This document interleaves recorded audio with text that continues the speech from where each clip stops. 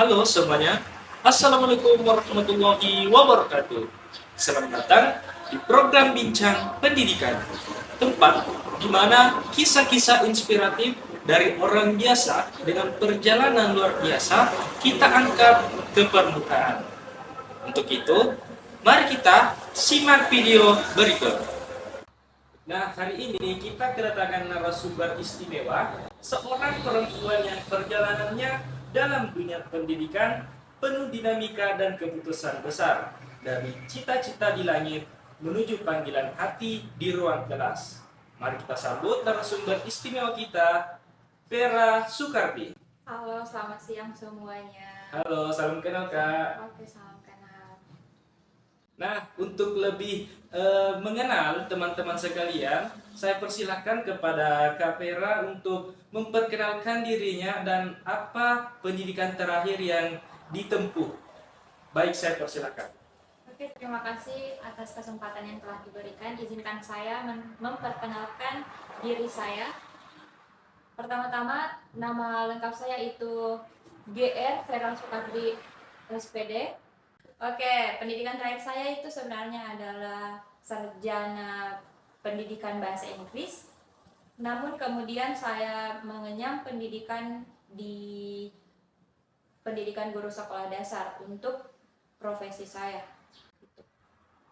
Nah, itu teman-teman, perkenalan dari Kak Vera itu sendiri, bahwa dia itu salah satu wanita atau perempuan yang mempunyai jalur pendidikan yang tak lurus tapi ada tujuan.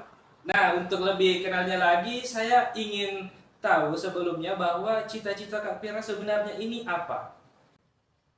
Oke, untuk cita-cita saya sebenarnya itu adalah menjadi seorang pramugari, karena dari kecil saya sangat menyukai sesuatu yang berbau dengan penerbangan di dunia aviasi tersebut, karena saya selalu melihat pramugari yang menggunakan pakaian yang sangat elegan dengan jalan yang berlenggak-lenggok. Nah, menarik nih teman-teman, bahwa Kak Vera ini mempunyai cita-cita menjadi seorang pramugari. Berarti Kak Vera ini pernah menempuh pendidikan sekolah penerbangan. Apakah betul? Betul sekali. Wah, sangat betul. Sangat menarik untuk kita bahas pada hari ini, teman-teman. Nah, saya ingin tanya, kapan Kak Vera ini menempuh pendidikan sekolah penerbangan? Apakah setelah kuliah atau sebelum kuliah? Bagaimana Kak Vera? Jadi saya sempat menempuh dunia pendidikan penerbangan pada saat sebelum saya tamat SMA.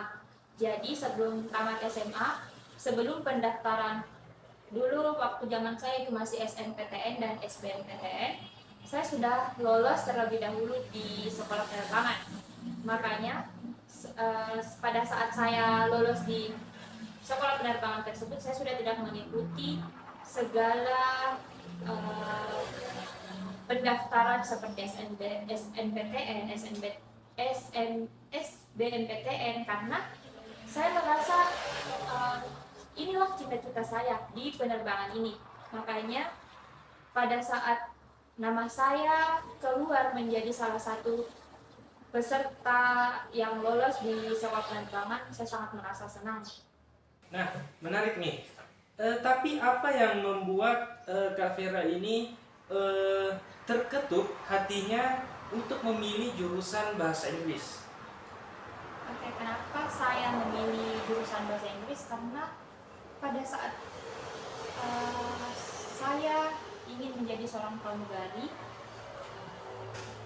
saya selalu belajar bahasa Inggris, karena yang saya tahu menjadi seorang pramugari itu diwajibkan untuk bisa berbahasa Inggris. Jadi setelah saya tidak jadi bersekolah di penerbangan, saya memilih untuk tetap melanjutkan salah satu bagian dari pramugari tersebut, yaitu dengan berkuliah jurusan bahasa Inggris.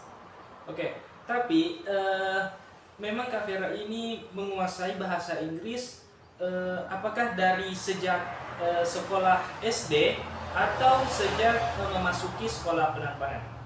Oke. Jadi dari SD itu dari SD kelas 4 kalau saya tidak salah ingat, Baik. di sekolah kami tuh sudah belajar bahasa Inggris. Jadi saya sudah mulai belajar bahasa Inggris, tapi saya paling tertarik dengan bahasa Inggris ketika saya SMA. Jadi untuk belajar bahasa Inggris itu saya sudah mulai belajar dari saat saya SD, tapi untuk tertarik dengan dunia bahasa Inggris pada saat saya SMA. Oke, baik. Nah, di dalam kehidupan Kak Vera ini sudah ada dua pendidikan yang saling yang dia jalani yang saling menyimpang. Nah, pertanyaan saya mungkin ada ketraumaan atau trust issue yang Kak Vera ini alami selama mengenyam pendidikan di Fakultas Bahasa Inggris. Mungkin beberapa bulan Kak Vera masih mengingat tentang sekolah penerbangan tersebut. Bagaimana Kak Vera? Mengenai soal trauma atau trust issue, tentunya pasti ada. Bahkan bukan hanya beberapa bulan, bahkan tahun terakhir saya masih menangis itu 2023 pada saat saya ujian tutup, karena dosen penguji saya menyinggung soal itu. Jadi setelah pembatalan sekolah penerbangan saya, ketika ada orang yang selalu menyinggung soal cita-cita saya atau sekolah saya, karena beberapa orang sudah tahu sebelumnya kalau saya lolos di penerbangan.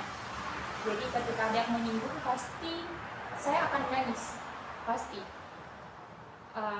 Saya mendengar seseorang bercerita soal penerbangan, hati saya pasti akan saya merasa sakit, karena itu cita-cita saya sebenarnya, tapi karena ada nenek saya tidak merestui, jadi saya beralih begitu. Nah, tapi bagaimana nih Kak Vera mengatasi hal tersebut? Saya mengatasi hal tersebut gimana ya?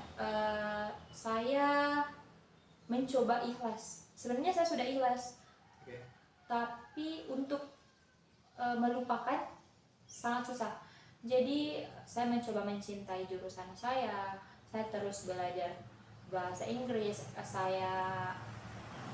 intinya saya selalu mencari, saya menelusuri semua hal-hal yang berbau bahasa Inggris, dimulai dari film, lagu, podcast, atau apapun itu yang berkaitan dengan bahasa Inggris. Saya terus belajar mencintai, saya terus belajar bagaimana agar saya tidak stuck di cita-cita saya sebelumnya.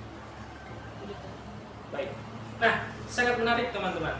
Dari pengalaman Kak Vera sendiri, berarti tadi yang saya dengar bahwa Kak Vera dalam memperkenalkan dirinya ada yang mengganjal di telinga saya bahwa ada kata-kata QR. Berarti Kak Vera sendiri ini melanjutkan PPG setelah mengenyam pendidikan di Fakultas Bahasa Inggris. Betul begitu, Kak Vera? Oke, bisa diceritakan bagaimana kejadian tersebut? Bagaimana dari pendidikan Fakultas Bahasa Inggris terjun ke PPG atau untuk terjun ke dalam sekolah dasar? Bagaimana, Kak Vera? Oke, jadi yang saya bilang tadi prosesnya panjang, karena awalnya saya bercita-cita menjadi seorang pramugari, jadi saya mendaftar di sekolah penerbangan, kemudian tidak jadi, lalu saya ikut tes sekolah kedinasan tapi tidak lolos, lalu saya mengikuti pendidikan S1 bahasa Inggris, dan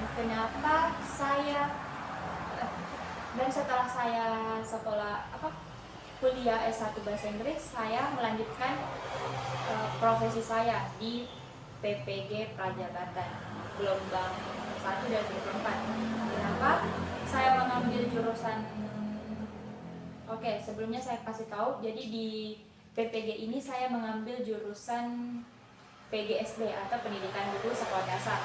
Nah, kenapa dari bahasa Inggris tiba-tiba saya beralih ke PGSD? Karena pada saat itu jurusan bahasa Inggris saya linear ke PGSD. Jadi saya sempat berpikir, gimana ya, saya tetap melanjutkan mengikuti PPG ini atau tidak, karena dua hal yang berbeda. Yang awalnya bahasa Inggris ini kami selalu mengajar siswa di SMP, sekolah menengah pertama, dan SMA, sekolah menengah atas. Kemudian di PGSD saya harus mengajar anak SD. Tapi saya berpikir, kenapa tidak dicoba? Namanya kesempatan pasti harus dicoba. Ada kesempatan, jadi saya mencoba dan ternyata satu kali tes saya lolos. Nah, mungkin ada yang menjadi kendala dalam adaptasi mengajarnya Kak Vera dari Fakultas Bahasa Inggris turun menjadi guru SD. Mungkin bisa diceritakan apa saja kendala atau kendala adaptasinya lah, bagaimana? Oke, untuk kendala yang pertamanya, kalau bahasa kan bahasa sehari-hari kita kan memang berbahasa Indonesia, jadi itu bukan kendala yang besar. Kendala yang utama sih sebenarnya di PGSD kan, kalau di jurusan bahasa Inggris itu kita hanya fokus di bahasa Inggris tok saja. Mungkin yang beberapa yang dipelajari cuma aksen-aksen yang berbeda di setiap negara. Nah, sedangkan di PGSD kita harus belajar beberapa mata pelajaran, matematika, IPA, bahasa Indonesia, dan lain-lain sebagainya.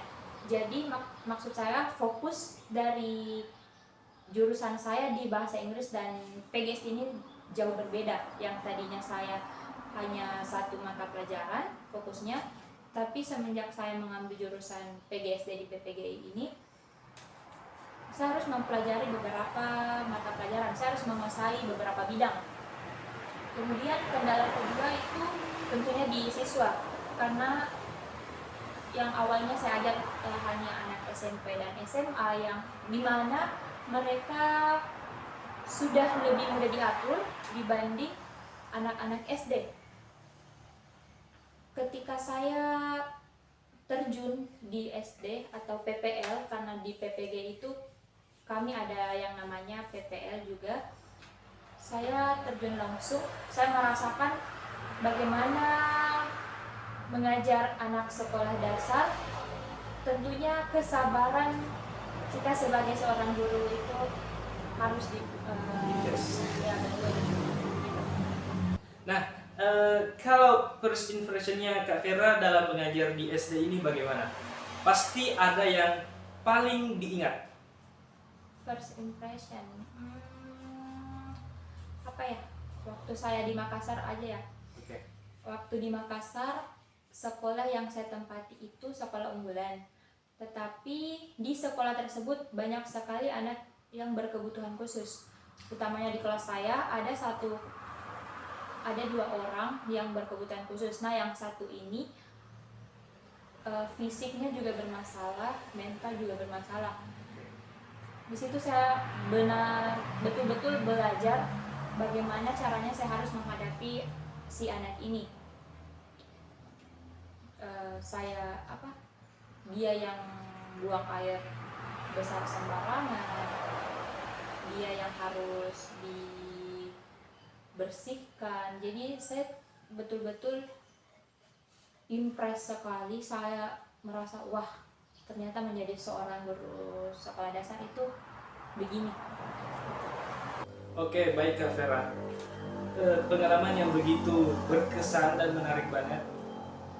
Baik teman-teman, mungkin teman-teman juga bisa mendengarkan secara bersama-sama dari pengalaman atau cerita pendidikan yang Kak Vera lalui dari dulu sampai dengan yang sekarang.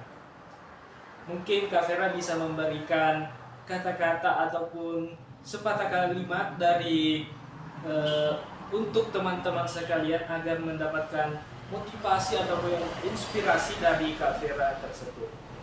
Oke, untuk sampai apa ya, kata-kata kalimat dari saya, untuk sampai di posisi seperti ini tentunya bukanlah hal yang mudah, karena saya merasa telah melalui beberapa banyak hal yang tidak mudah. Yang saya pegang sekarang itu, saya percaya bahwa masing-masing orang itu memiliki rezekinya.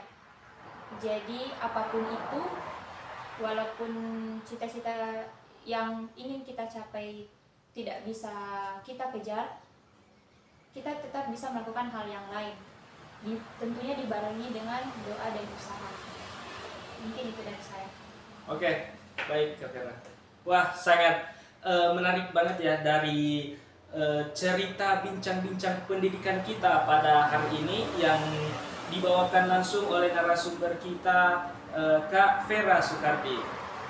Nah, terima kasih kepada Kak Vera yang telah menyempatkan waktunya dan berbagi cerita kepada teman-teman sekalian. Saya juga mengucapkan banyak-banyak terima kasih karena sudah diundang ke sini. Semoga apa yang saya sampaikan bisa memberi motivasi kepada teman-teman semua apa yang telah saya lewati. Begitu. Oke, baik Kak Vera. Nah, mungkin hanya itu bincang-bincang pendidikan kita pada hari ini, teman-teman sekalian. Wassalamualaikum warahmatullahi wabarakatuh. Terima kasih.